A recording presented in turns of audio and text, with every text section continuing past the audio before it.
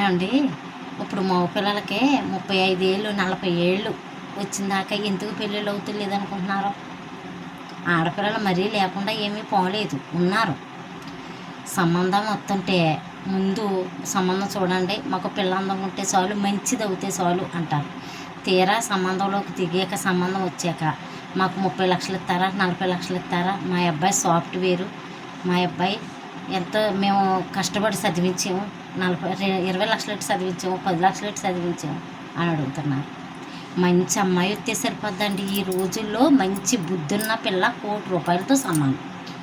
ఆ మంచి బుద్ధున్న పిల్లని ఏరుకోండి, అంతేగాని కట్నం వచ్చినా మీకు ఇస్తుందా చెప్పండి? ఆ అమ్మాయి పేరునే కదా వేయాలి. మీరు కట్నం ఇచ్చుకున్నాను ఆ అమ్మాయికి ఏదో చూపించాలి కదా.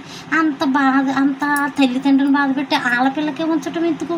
పిల్ల మంచిది అవుతే, పిల్ల సంతోషంగా ఉంటే చాలు అని చూసుకుంటే ఇప్పటికి సగం మంది మగవాళ్ళు తరిగిపోదురు. అసలు పిల్లలకు పెళ్ళిళ్ళు అవ్వకపోవటం వల్ల తల్లిదండ్రులదే ఫాల్టు, అంతేగాని ఆడపిల్లలు లేకపోవటం కాదు, వాళ్ళదే ఫాల్టు. కట్నం అన్న సమస్య తీసేసి పిల్ల మంచిది అవుతే చాలు, అందంగా ఉంటే చాలు, బుద్ధి మంచిది అవుతే చాలు, ఆ పిల్లడితో కాపురం చేస్తే చాలు, పెళ్ళి వరకు నిలబడి పెళ్ళి చేసుకుని కాపురం చేస్తే చాలు, అది వెళ్ళిపోకుండాను అని చూసుకుంటే సరిపోద్ది. అలా చూసుకోండి, అలా చూసుకుంటే మగపిల్లలకు పెళ్ళిళ్ళు అవుతాయి. అంతేగాని మనకు ఆ పిల్ల వెనక అలా ఆస్తుందా, పిల్ల ముందు కట్నం ఉందా, ఇవి కాదు. ఇవి ఎందుకు? అవన్నీ ఉండే పిల్ల వెళ్ళిపోతే ఏం చేస్తారు? అవన్నీ తెచ్చుకుని 50 లక్షలు తెచ్చి కట్నం ఇచ్చేసి మీకు మన్నాడు ఆ ప్రేమించినోడితో వెళ్ళిపోతే ఏం చేస్తారు? కట్నం లేని వాళ్ళు అలాగే వెళ్ళిపోరా అనుకుంటారేమో.